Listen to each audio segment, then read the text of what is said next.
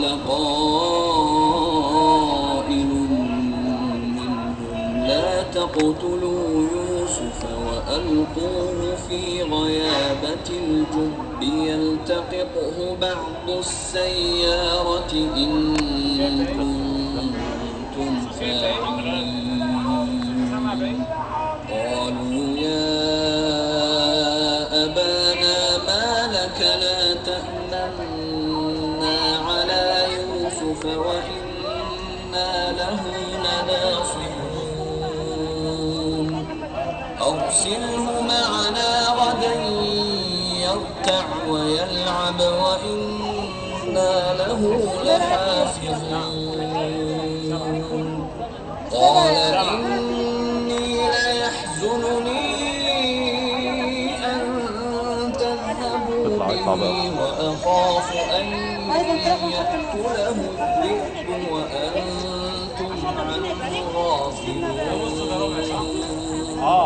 قالوا لئن أكله الذئب ونحن عصبة إنا إذا لخاسرون. فلما ذهبوا به وأجمعوا أن يجعلوه في غيابة الجب وأوحينا إليه لتنبئنهم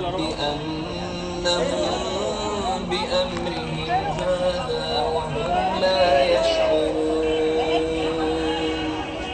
وجاءوا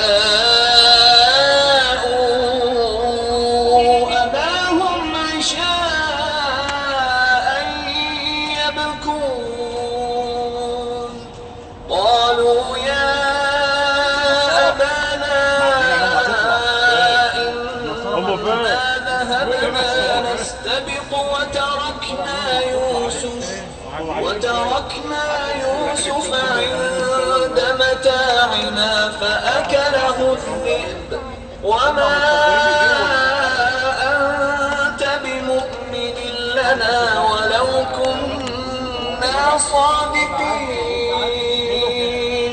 وجاءوا على قميصه بدم كذب قال بل سولت لكم أنفسكم أمرا فصبر جميل والله المستعان على ما تصفون. وجاءت سيارة فأرسلوا واردهم فأدلى دلوه قال يا بشرى هذا غلام وأسروه بضاعة والله عليم بما يعملون.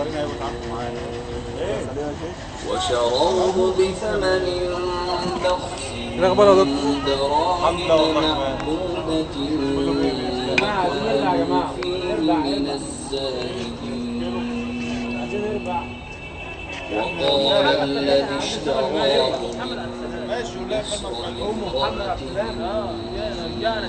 أكرمي مثواه